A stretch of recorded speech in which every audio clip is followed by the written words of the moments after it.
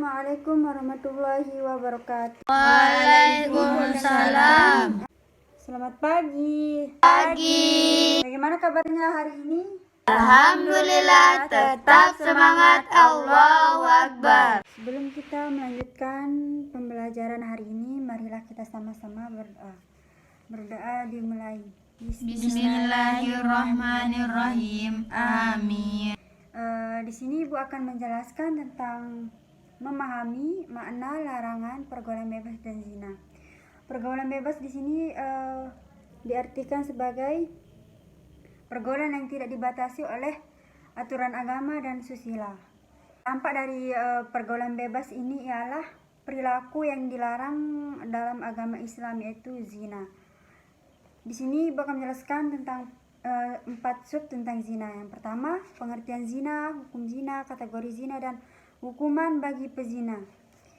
Yang pertama, pengertian zina. Jadi pengertian zina di sini ialah hubungan seksual antara perempuan dan laki-laki yang belum mempunyai ikatan yang sah. Jadi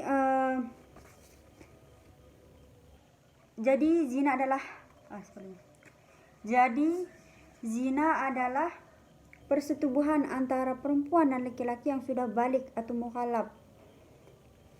Dan yang kedua itu hukum zina. Di sini ulama telah sepakat bahwa hukum zina itu haram, dan bahkan zina itu dicap sebagai puncak keharaman, sebagaimana firman Allah Subhanahu wa taala dalam Quran surah Al-Isra ayat 32 yang berbunyi, Bismillahirrahmanirrahim. Wala taqrabuz zina innahu kana fahisatan wa sa'a sabila, yang artinya, dan janganlah kamu mendekati zina. Zina itu sungguh perbuatan yang keji dan suatu jalan yang buruk. Dan yang ketiga, kategori zina. Di sini ada 2 kategori zina. Yang pertama, zina muhsan dan zina ghairu muhsan. Yang pertama itu tadi, zina muhsan ialah pezina yang balik, merdeka, berakal, dan yang sudah pernah menikah. Dan yang kedua, zina ghairu muhsan. Di sini zina ghairu muhsan yaitu pezina yang masih lajang atau yang belum pernah menikah sama sekali. Dan yang keempat itu hukum bagi pezina. Hukuman bagi pezina ghairu muhsan di sini adalah didera 100 kali dan diasingkan atau dibuang dari tempat mereka. Dan yang kedua, hukuman bagi pezina muhsan yaitu dirajam sampai mati.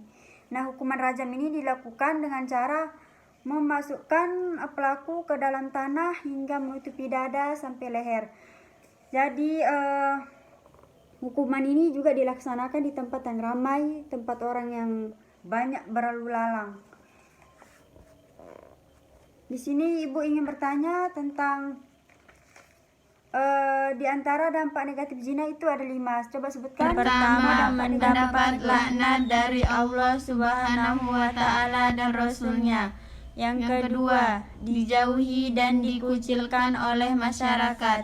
Yang ketiga, nasab menjadi tidak jelas. Yang keempat, anak hasil zina tidak bisa dinasabkan kepada bapaknya.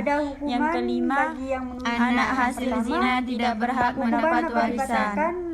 Jika terdapat keraguan.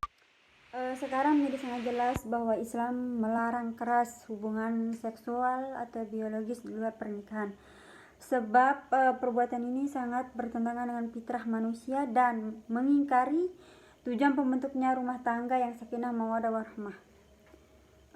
Islam menghendaki agar hubungan seksual tidak saja sekedar memenuhi hawa nafsu atau kebutuhan biologis, tetapi Islam menghendaki adanya pertemuan dan jiwa dua hati di dalam naungan rumah tangga yang tenang, bahagia dan saling setia. Begitu banyak dampak negatif dari pergaulan bebas. Patut menjadi perhatian bagi generasi muda bahwa mereka sedang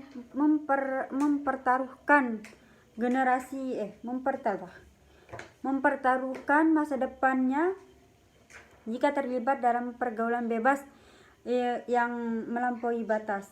Bergaul memang perlu, tapi seyogianya dilakukan dalam batas wajar. tidak berlebihan. Remaja adalah tumpuan masa depan bangsa. Baik, mungkin hanya ini yang bisa Ibu sampaikan. Untuk tugasnya minggu depan harus dikumpulkan. Sekian. Assalamualaikum warahmatullahi wabarakatuh.